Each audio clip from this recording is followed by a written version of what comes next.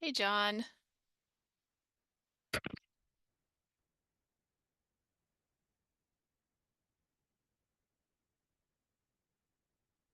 How are you doing? I think you're muted.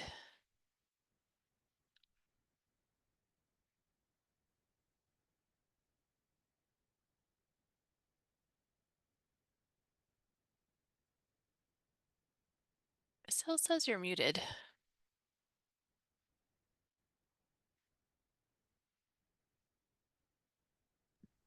There we There. go. Yeah, now I can That's hear you. better, huh? Yeah. Are you still having all that sleet and snow?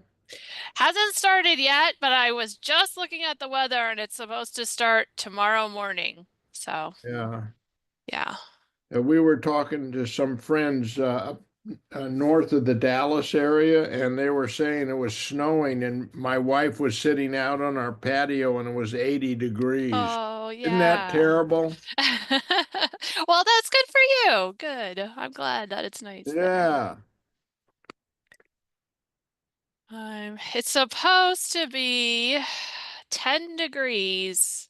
How much? There's 10 degrees on Thursday Ooh, wait. morning. Yeah, I'm nervous about that one. Yeah.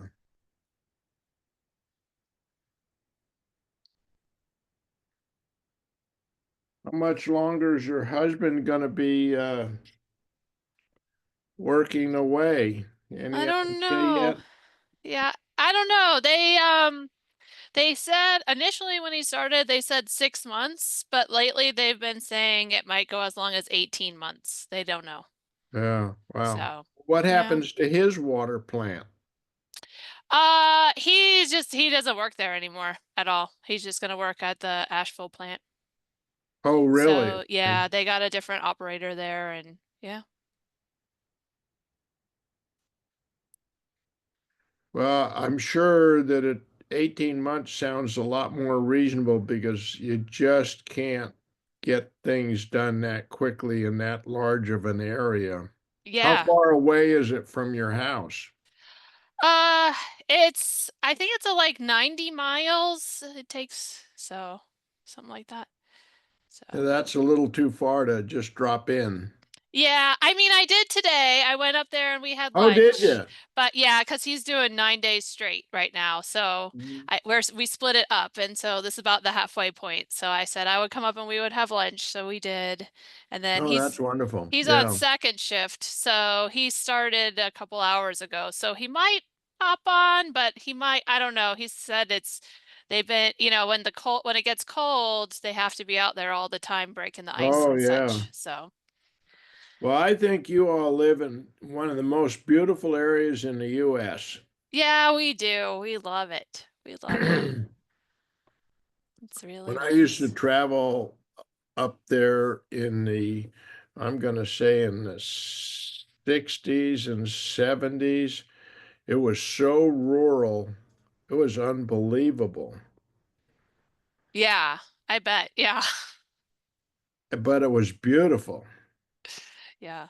Well, even when I was a kid in the early 90s, it's way more built up than But you it got all the was. Yankees that came down there. Yeah, yeah, for sure.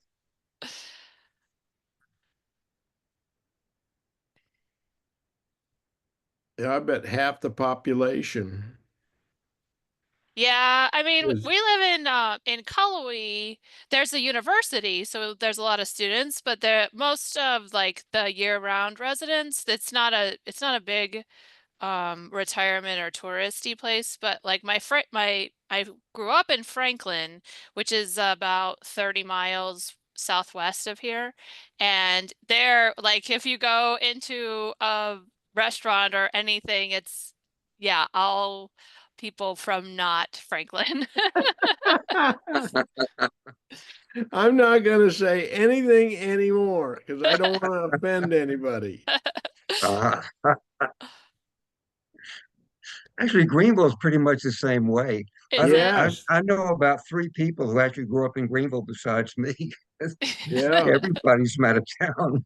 Well, Right? as a matter of fact, when we lived in Atlanta, we were hard put to find people that were native of Atlanta.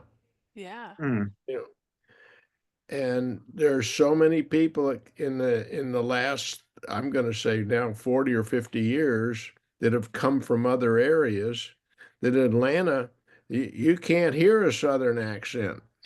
yeah,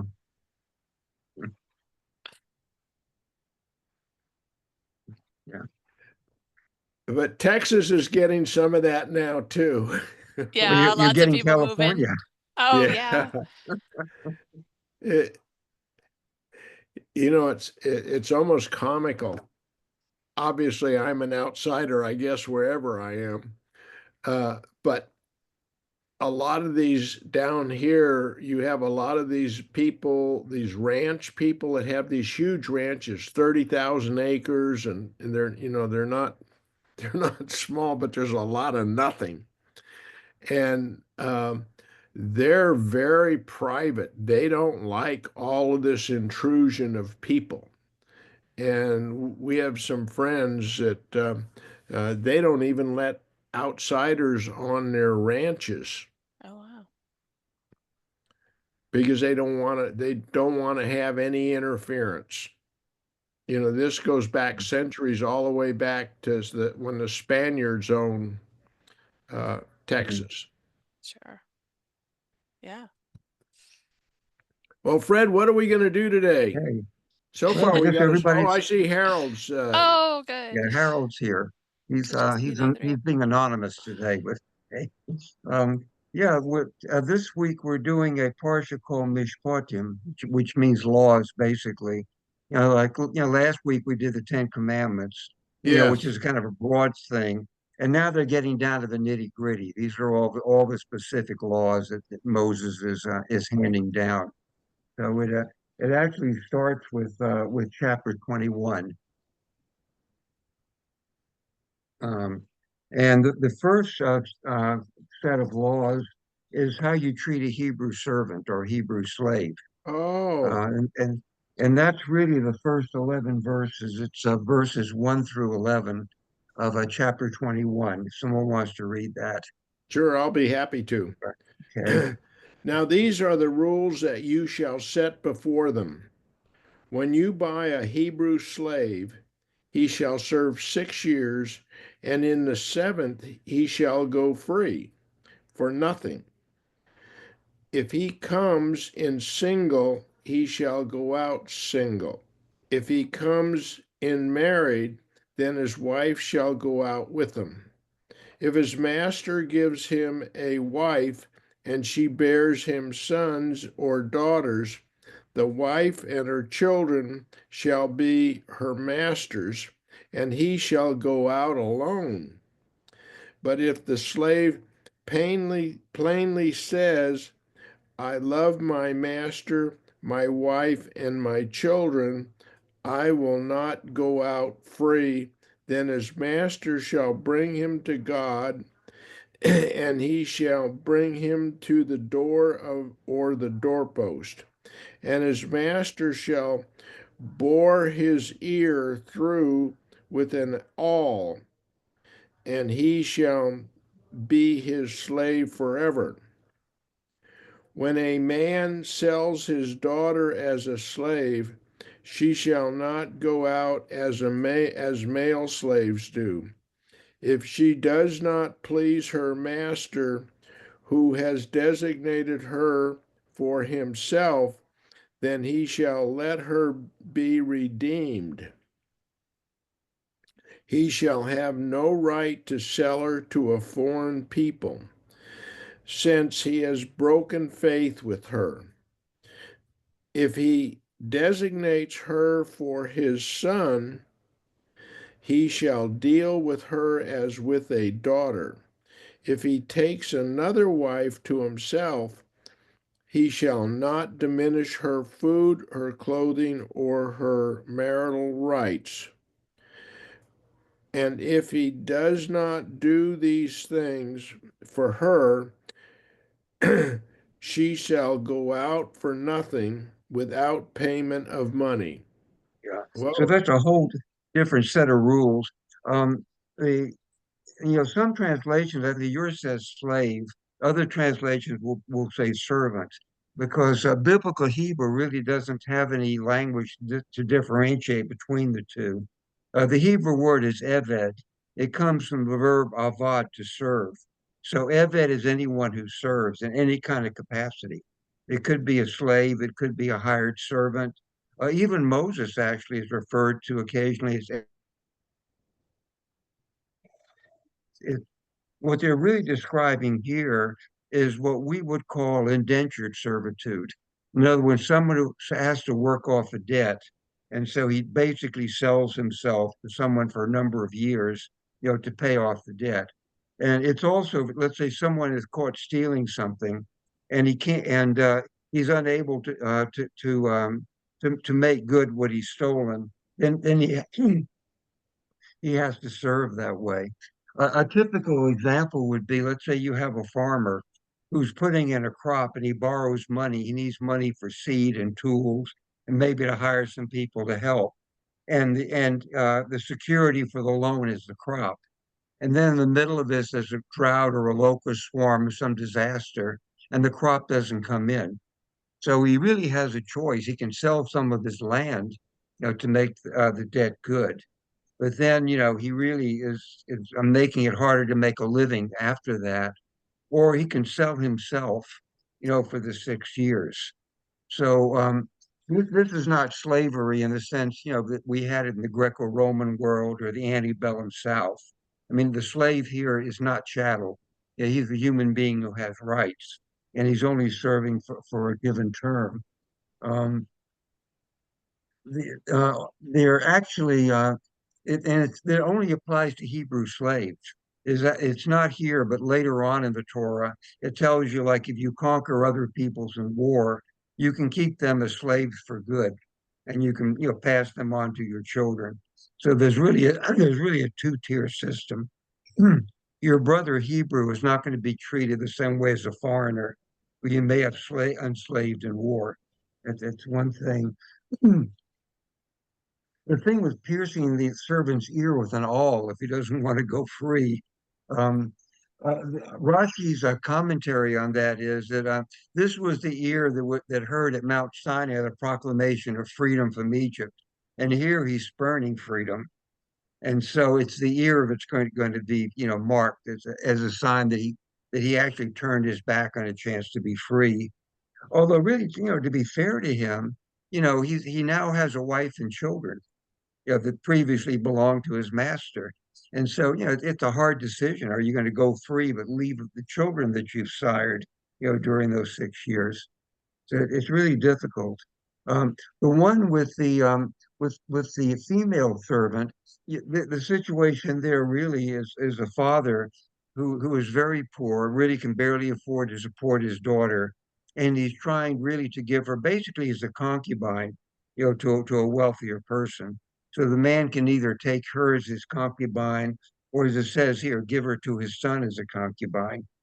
Um, but actually, a concubine really still has status in that world, even though she's not quite the same as a married woman. You think of concubines like Hagar, who was Abraham's concubine, the mother of Ishmael, or Bilhah and Zilpah. They weren't quite on the same level as Rachel and Leah, but they're the mothers of four of the tribes of Israel. So being a concubine was not necessarily that bad a thing. Um, the other interesting thing is that if he does take her as a concubine or wife, he has to, there are three things he has to give her: her food, her clothing, and it says here her conjugal rights, her marital rights.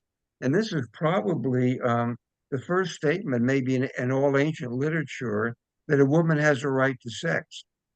It was always a prerogative of male, but here they're saying that she has a right, or she has conjugal rights, which nowhere else in the ancient world you would see anything like that. Now, now there are other, as you go through this, there are other parts of the Torah in Leviticus and Deuteronomy that also add on to this. One of them is kind of interesting, that when you let him go at the end of the 6 years, you've actually got to give him sort of severance pay.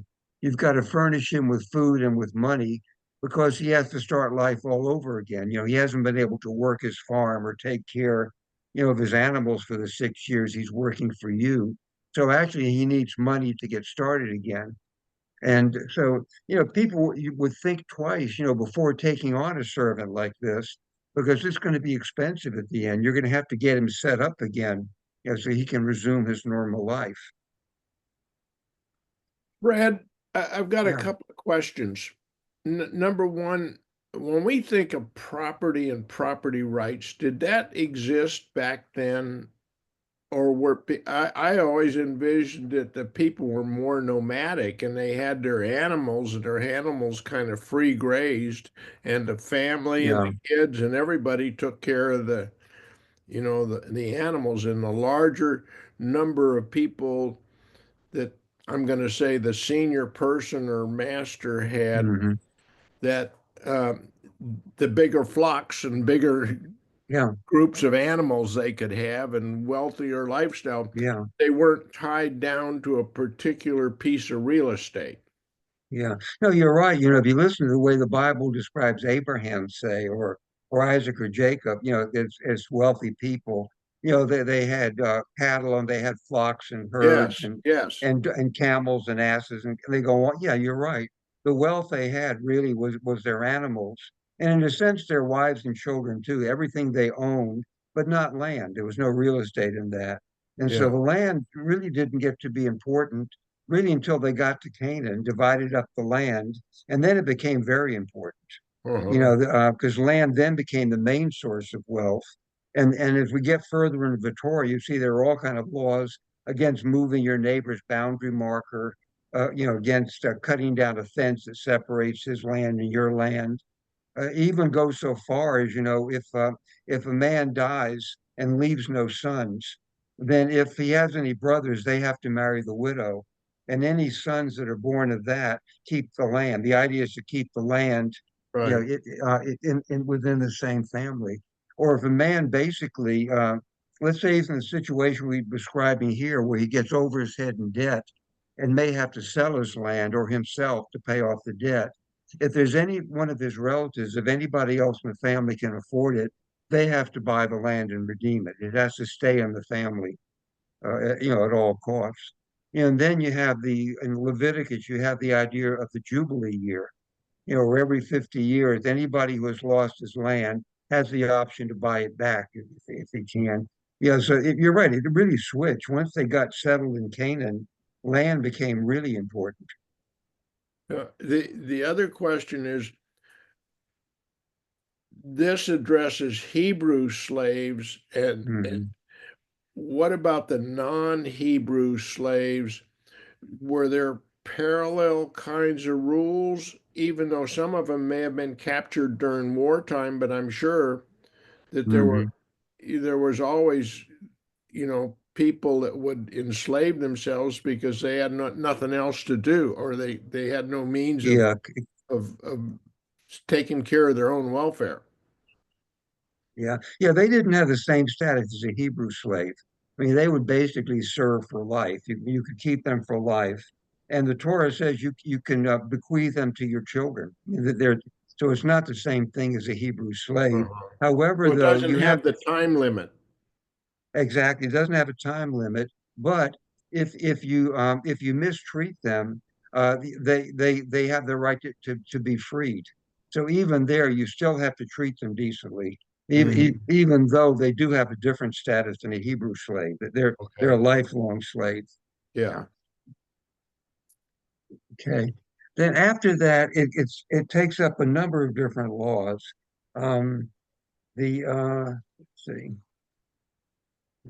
The when you get to starting with verse 12, you have a run that goes from verse 12 to verse 27, basically talking about murder, forms of murder, and what the penalties are. Somebody wants to read 12 through 27. I'll try. Okay. My computer's telling me I got low resources. So Oh, Uh-oh. it's a Harold, cryptic message. is Right. that a personal reference or is I that an know. equipment reference? Your computer's insulting you. Okay. John, you just wait till we meet in person. One who fatally strikes another party shall be put to death. If a man did so not by design, it came about by an act of God, I will assign you a place to which he can flee. When one party schemes against another and kills through treachery, you shall take that person from my very altar to be put to death. One who strikes one father or mother shall be put to death. Hmm. One who kidnaps another party, whether having sold or still holding the victim, shall be put to death. One who insults one father or mother shall be put to death. Man, I would have died a long time ago. When two parties quarrel and one strikes the other with stone or fist, and the victim does not die but has to take to bed, if that victim then gets up and walks outdoors upon a staff, the assailant shall go unpunished, except for paying for the idleness and the cure. When a slave owning party strikes a slave, male or female, with a rod, who dies there and then must be avenged. But if the victim survives a day or two, this is not to be avenged, since the one is the other's property. Hmm. When two or more parties fight and one of them pushes a pregnant woman and a miscarriage results, but no other damage ensues, the one responsible shall be fined according to the woman's husband, may extract the payment to be based on reckoning. Not sure what that means. But if other damage ensues, the penalty shall be life for life, eye for eye, tooth for tooth, hand for hand, foot for foot, burn for burn, wound for wound, bruise for bruise. When a slave owning party strikes the eye of a slave, male or female, and destroys it, that person shall let the slave go free on account of the eye. If the owner knocks out the tooth of a slave, male or female, that person shall let the slave go free on account of the tooth. Yeah. So there's a When whole lot in there. Yeah, that's far enough. That's just through 27. Yeah, there's a whole lot of stuff in there. The first question that comes up in this section is what does murder have to do with policy towards slaves? I mean, who edited this book? Yeah, one of the things that really surprised me about the Torah is they just throw different stuff together. You have a dozen verses about how to treat a slave, and then just breaks off, and then you have a dozen verses, about different types of homicide, and then that breaks off again, and you're off on another tangent. So, what you have really is just kind of this jumble of different things, and this really made it very, very difficult. There was and it really, nobody made any effort to organize all this kind of stuff until well into the Roman era. Toward the end of the second Really? century, the rabbis tried to assemble what they called the Mishnah, which was the kind of the core of the Torah of the Talmud. And they organized all the laws into six major sections, six sections of the Mishnah, and they tried to make it, some kind of a logical order, where you could find stuff. But the Torah itself is just a mess. The laws about a servant, we have them here, and they're also in three other places. They're in Leviticus, they're a couple of times Deuteronomy, and so it's just scattered all over the place. And but when you read this, you just really wonder, who edited this thing? It's odd. Now, the laws as far as murder, if you go to verse 12, he that smites a man that he die shall be put to death. And that's pretty clear. The penalty for deliberate murder is death. There's no other options for it. But then with the next verse, if a man doesn't lay in wait for him, but God causes it to come to hand, then I'll appoint a place where you can go. In other words, if it's accidental, later on in the Torah, they actually give an example about it. Two guys are out in the woods chopping down trees. And the head of the axe flies off the handle with one of the guys, strikes the other guy and kills him. Totally an accidental a death like that. Then you give him a city of sanctuary that he can go to. And the reason really is that in those days, justice was personal. If somebody killed someone in your family, somebody in your family had the obligation to take that guy out. It was personal vengeance. And so what you're really doing, you're not giving him absolute sanctuary. You're just saying, here's a city that you can go to, and there your case will be heard. You'll be tried by a court, and they'll decide whether it was deliberate murder or accidental, death, rather than you being overtaken by somebody in the guy's family who then evens the score by killing you. So, and the sanctuary again is not absolute. If the judges in that city find that you're guilty, then you will be executed. So, this is not like, if you saw that movie, The Hunchback of Notre Dame, where he goes into the cathedral, and it doesn't matter if you're guilty or not, you get absolute sanctuary in the church. This is not what this is about. If all it does is give you a chance to get a hearing from a judge who will then decide whether or not, that you're guilty or not. And if you're guilty, like it says, even if you're hanging onto the horns of the altar, that doesn't give you any sanctuary. If the court decides you're guilty, then you're going to be executed. Um, and then he that smites his mother or father, and it doesn't say really whether it's fatally or not. They just say he who smites him, whether it's a fatal blow or not, is going to be put to death.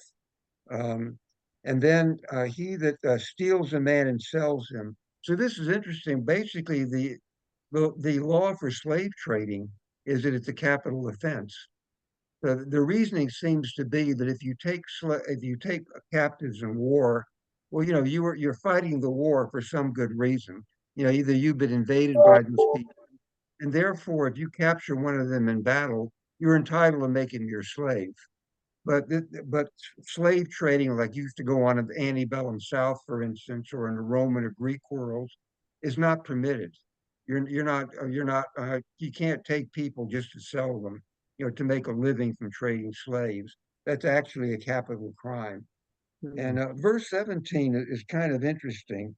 Um, he who curses his father or his mother shall surely be put to death. And again, that's kind of harsh.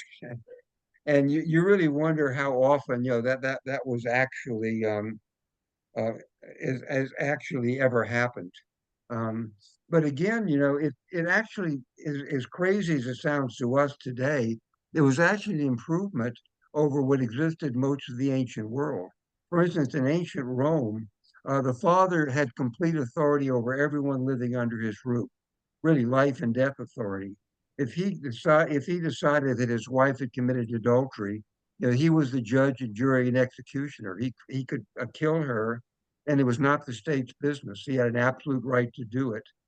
He could do anything he wanted with his children. If he wanted to sell one of them into slavery, if one of his kids offended him to the point that he wanted to kill them, he could.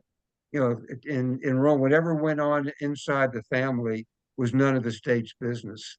And so here, though, it's a little bit different in that the rabbis later on interpreted the verse to mean that if you cursed your parents, they could bring you before a court, and the court would then have to decide, whether you really deserve the death penalty or not. And the Talmud goes into this in detail. What they actually did is they put so many legal roadblocks in the way of that it's unlikely that it would ever happen. Two people have to warn you that you're not acting properly towards your parents, and then two other witnesses at least have to see you do this in spite of being warned. And they put just one thing after another, so that just unlikely that as far as we know, no one was ever executed, because of this law. And one theory is that it's really put on the book, really just to show people how important that your relationship with your parents is. But it's potentially a capital crime to insult them or belittle them. So Well, and this really was trying to legislate respect for your elders. Exactly, yeah. And the fact that they made it a capital crime, they're saying Yeah, that just shows how important we think this is. Not that we want to really put anybody to death for it, but we're making a point. We're showing you how sure. important this is. But but you're saying in Roman society, and that must have been a lot of the, was it the same with the Greek societies that had that same uh, I uh, don't know if the Greeks did that or not, but in Roman law, it was pretty clear. The father had absolute, even adult children, anybody living under his roof, the yeah. father had absolute authority over. And Mm, and what he did to anybody in his family was really none of the state's business. yeah, wow. Yeah. And then the next thing to go into is, is when men are fighting and one hits another one with a stone or his fist. That's just what we call tort law. If you injure somebody, you've got to pay for his loss of wages. You've got to pay his medical expenses. So, that's something that's routinely done, today. Um, the verse number 20, where it says, he that strikes his bondman or his bondwoman, his slave or servant with a rod, and he die under his hand. It's interesting. He says he shall surely be punished, but it doesn't necessarily say that it's a capital crime. It doesn't say that he shall be put to death. So it's not really clear, what he's doing here. Um, um, and then verse 22, but if he continues for a day or two, he shall not be punished. And the rabbinic reasoning, when they interpret this passage, if he's beating a slave for some reason and the slave dies while he's beating him, then it's assumed that he meant to kill him, and the owner is going to be punished. However, if the slave does not die during the beating, but he continues a day or two, as the text said, then you have to assume that the owner did not intend to kill him. He was just simply punishing him for some offense. Interesting. And then, that phrase for he is his money or his hire, they're saying, well, look, why would you kill somebody who's providing income for you, who's doing work for you? So you assume that he didn't mean to kill the slave. He was just trying to punish him for an Yeah. offense. Um, but Trying to verse get his 20, attention. yeah. Um, verse 22 is kind of a controversial one. And this one, if two men strive together and hurt a woman with child so that she miscarries, what you think about is kind of a bizarre scenario to begin with. I mean, you have to kind of imagine two guys are in a fight, and maybe the woman's trying to break it up. I don't know how the pregnant woman gets injured when two men are fighting. It's kind of a bizarre sort of scene that they're describing, but it's really important because she miscarries, but the men are not guilty of murder, and it really bears on the rabbinic rulings on abortion. In other words, causing a miscarriage is not a capital offense, and as long as the woman is not killed by this, then this is not considered a capital offense. And the rabbinic view was that a child is not a person till after birth, as far as the law is concerned with murder. So, which does not again mean, sometimes they'll interpret it as that Judaism really, supports abortion on demand, which is not true either. The rabbis have a position kind of in between. They do not believe that life starts at conception. Life does not start until birth. They don't consider the child really a human being until birth. But on the other, and so until birth, the child is considered part of the mother's body. But so an abortion would be the equivalent of amputating a hand or a foot. The mother is really amputating what is part of herself if she has an abortion.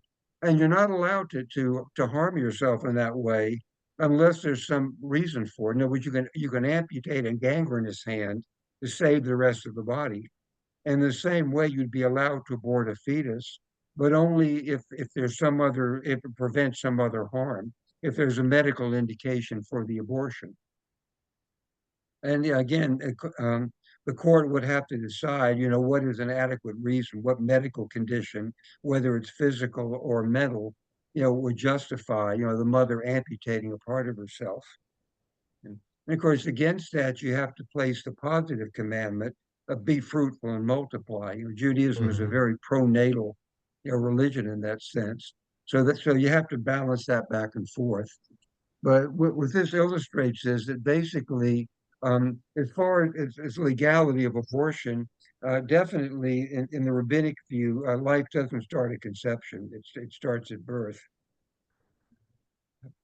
So again, there is harm done though, and there has to be a fine paid, but it's not considered murder. And then verse 23 again is one of the really controversial ones. If any harm follow, then thou shalt give life for life, eye for eye, tooth for tooth, hand for hand, foot for foot. This is probably one of the most frequently misquoted parts of the Bible. The idea of an eye for an eye. The rabbis of the Talmud interpret that as the value of an eye for an eye. In other words, if I injure your eye, you lose your sight in that eye, you don't get to put out my eye. What we do is go to court, and the court decides, what the value of the loss of that eye is, and that's what has to be paid. And yeah, and the Talmud gives an interesting rationale for that. They said, well, what if I put out your eye? Well, if a law allows you to put out my eye, what if you do a sloppy job of it and there's an infection and I die? Then that's not an even balance. Given the state of medicine back in those times, Yeah. putting out A someone's very eye might real very well possibility. lead to more than just putting out an eye. And then they bring a bunch of other really far out examples in the same Talmudic discussion. They said, well, what if the guy only has one eye? If you put out his other eye, then he's blind. And that's not fair because he didn't blind you by putting out one of your eyes. They go on with this. But basically, what they're saying is that an eye for an eye really is a statement of tort law. And what they mean is the value of an eye for an eye, the value of a tooth for a tooth. Not literally an eye for an eye. Although it's amazing how often you hear that quoted when somebody wants revenge on somebody Yeah. else for something. Well, the Bible says an eye for an eye. So this is very commonly misquoted. You see that very often. But And but Fred, you're saying that it's been interpreted as value, but the literal exactly. words are eye for eye. Yeah, you're right. And that's why the Jews don't read the Torah literally. Unless you're We just don't. We read it as the rabbis interpret it. Yeah, if you try to live by the literal laws of the Torah, this would be Judaism would be a very different religion. Because for instance, in Leviticus it tells you that to desecrate the Sabbath is a capital offense, and you figure, if every Jew who ever broke a Sabbath rule were put to death, there might be a couple of hundred Jews left in the world today. So, Or the less. rabbis knew that. And so they interpreted that, they put all kind of legal roadblocks in the way of that. In the same way, for instance, there are all sorts of things in the Torah which the rabbis meant were not meant to be taken literally. Um, and Judaism has always followed has always followed that approach. That was the big argument during the Roman period between the Pharisees and the Sadducees. The Sadducees believed really that nobody had a right to interpret the Torah. You went by the literal wording of the Torah, and the Pharisees, that was a rabbinical party, believed that they had a right to interpret it, that the Torah should not be read literally. And fortunately, the Pharisees won, and so the Judaism they created, which is our Judaism, is based on the rabbinic interpretation of the Torah, not on the literal reading of it.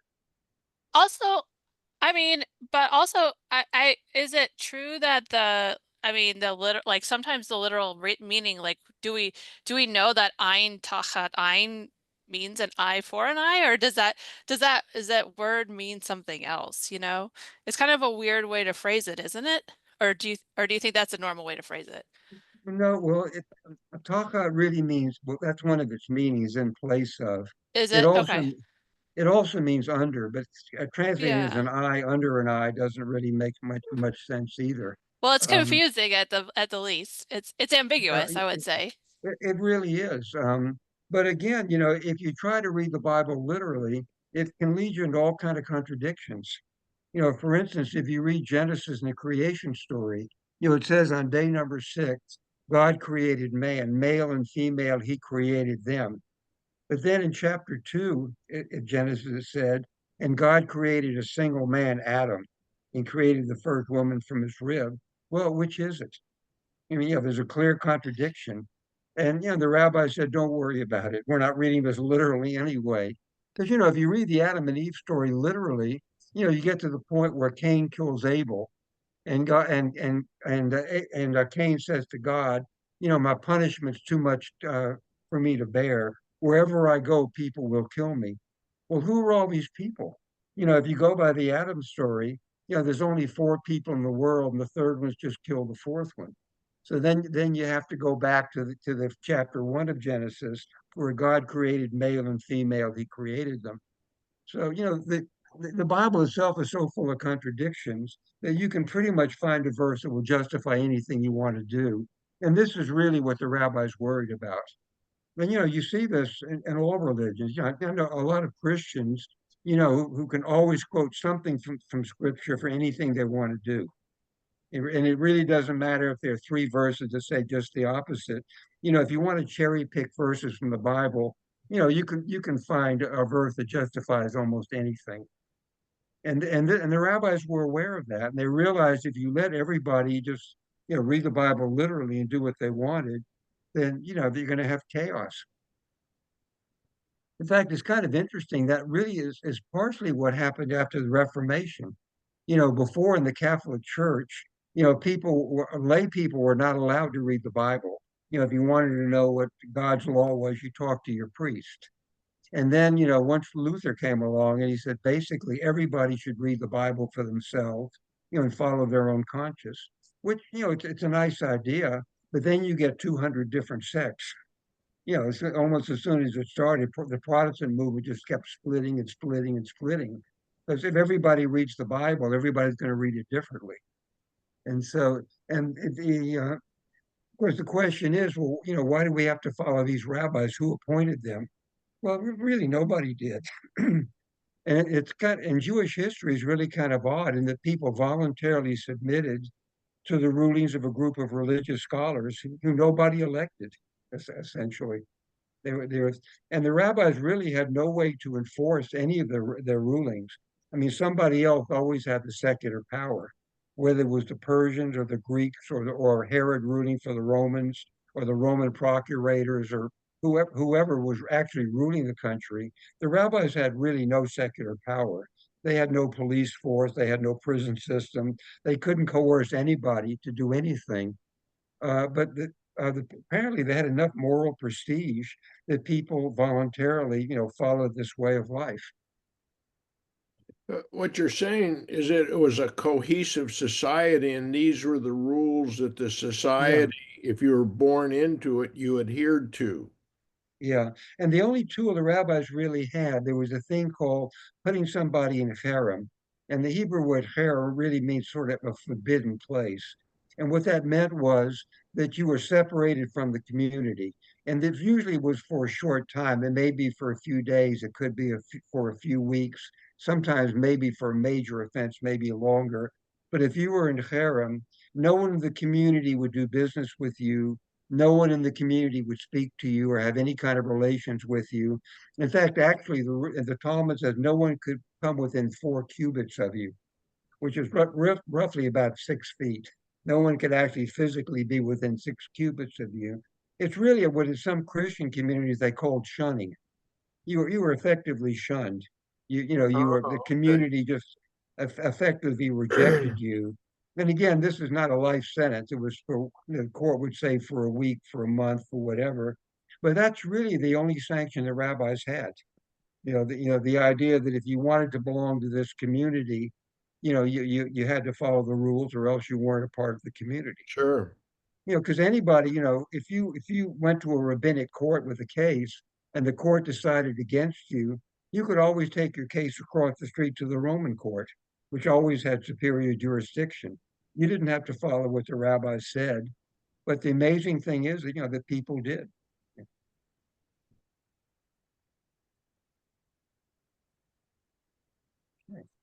Well, let's go on a little bit further.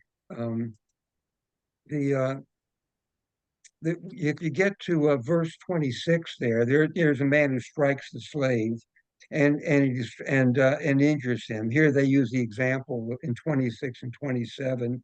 If he injures his eye or knocks out his tooth, then you have to let him go, even though he hasn't served the 6 years or whatever it is. It's just again a way of saying that you can't abuse these people while they're serving you. There are rules for how these people have to be treated, and if you mistreat them, you have to let them go. So what I read that So to in a be sense, your is, slave yeah, has a right to take you to court. yeah. Court that you've injured him, then your master has to let you go.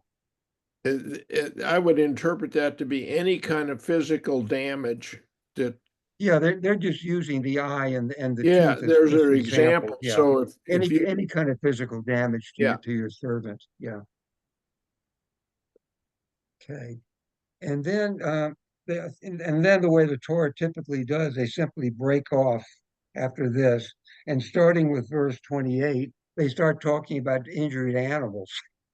Um, and the next section really is verse 28 to the end of the chapter, through verse 28 through verse 37.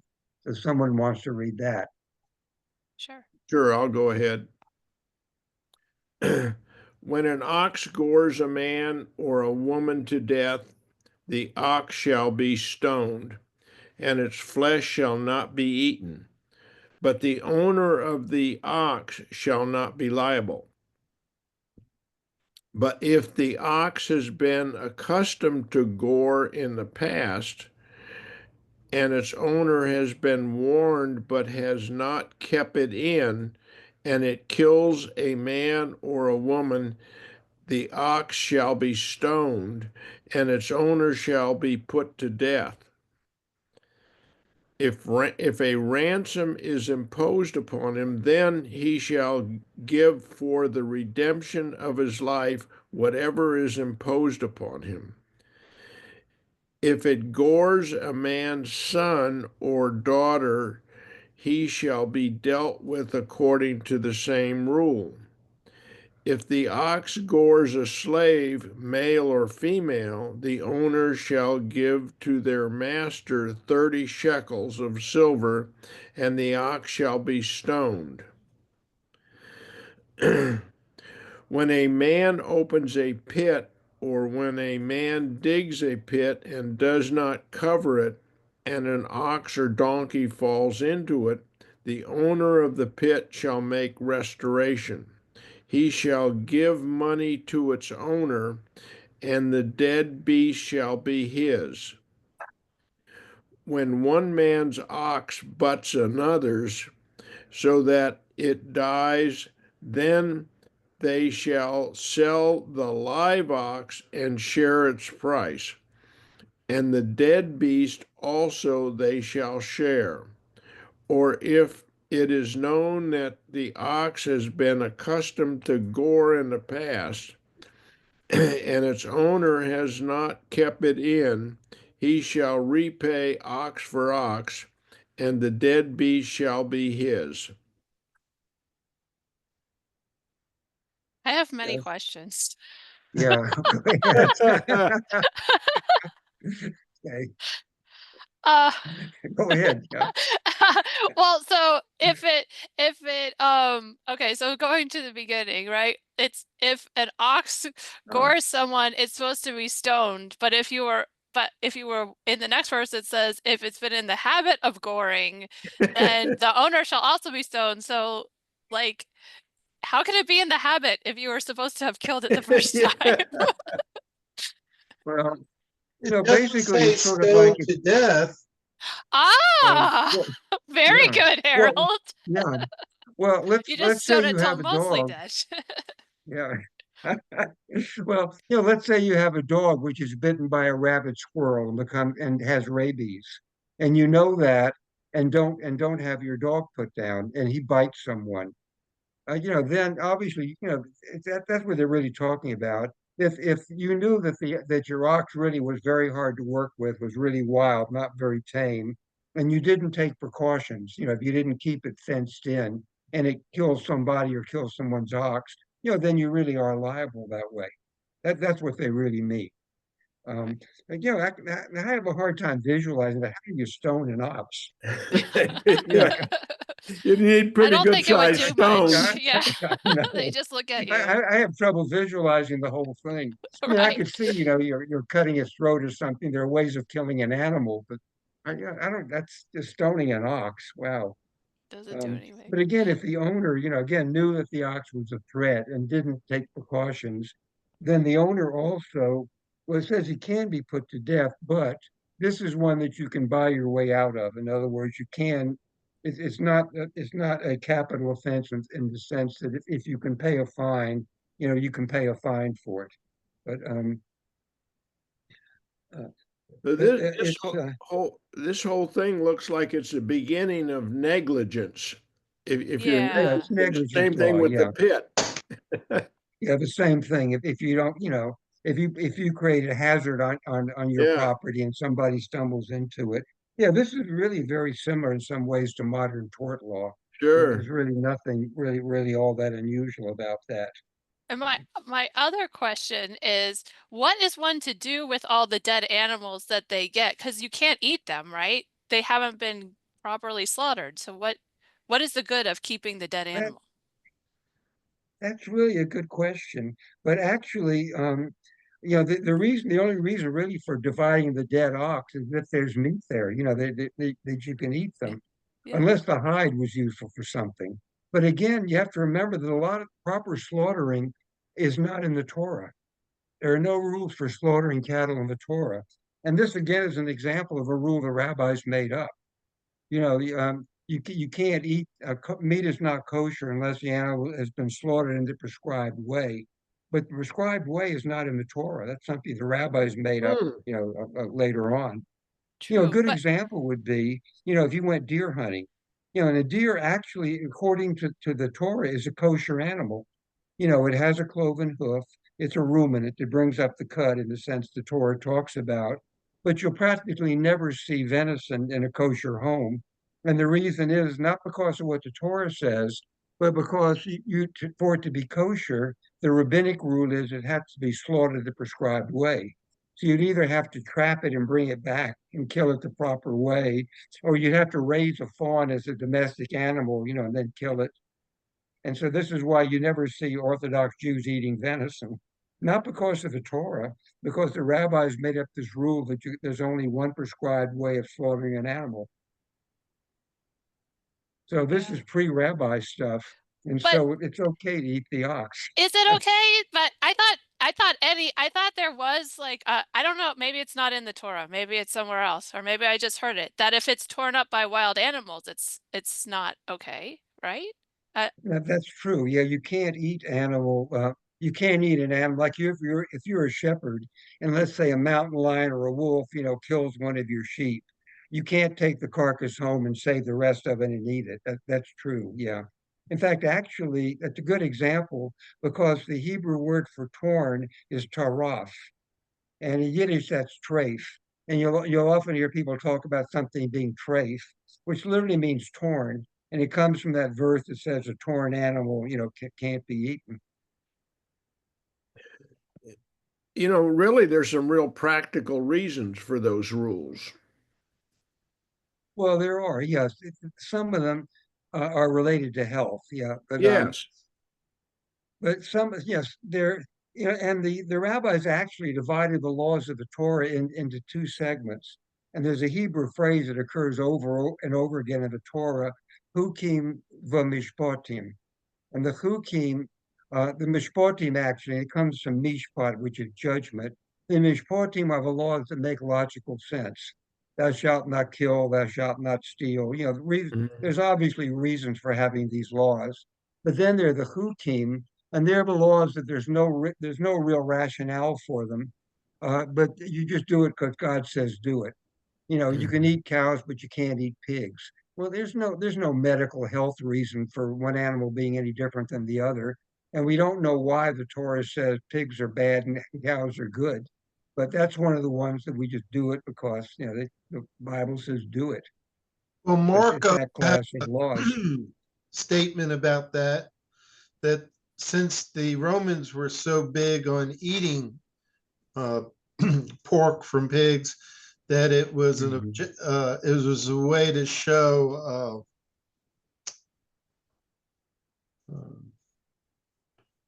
that Exactly. It's to show you weren't a Roman. Yeah, to exactly. show that you weren't a Yeah. Roman. Yeah. Well, it's interesting that that came up again in Spain, in the 15th century, when the Spanish Jews were under pressure from the Inquisition, either to convert or to leave Spain. And a lot of Jews would convert. But, pork is one of the staples of the Spanish diet. And Mm, so one of the ways the Inquisition would try to figure out which Jews really had sincerely converted and which ones were just faking it, would be to check out the food they were buying at the market. And if you had mm. somebody who claimed to be a Christian, but they went for months at a time and never bought pork at the meat market, that was a sign to the That was a Inquisition. test. They're faking it. They're still really Jews Yeah. because Well, pork is part of the national cuisine of Spain. I'm just wondering too, were pigs perhaps not domesticated back in Moses's times when these rules No, evolved? nobody really, no, it's interesting that, Torah always talks about people have sheep and goats Sheeps and yeah, and sheeps and rams and goats and bulls and ox. Yeah, camels and asses. And yeah, they never talk about pigs.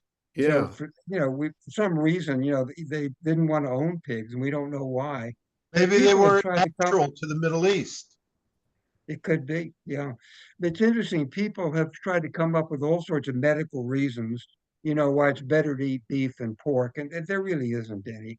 The one I was taught when I was a kid, which was dead wrong, you can get trichinosis from pork, which is true. Yeah, There are parasites if you don't cook the yeah. pork properly, but also there are beef parasites too. Beef have tapeworms, and you can, there are E. coli outbreaks that, we've had in this country from improperly prepared hamburger.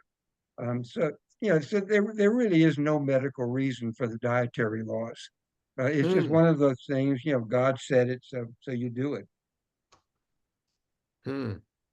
Now, one thing I'd like to do just for a change, one of the problems after this parsha, the next couple of parshas are really boring because what they're really describing is the building of a tabernacle.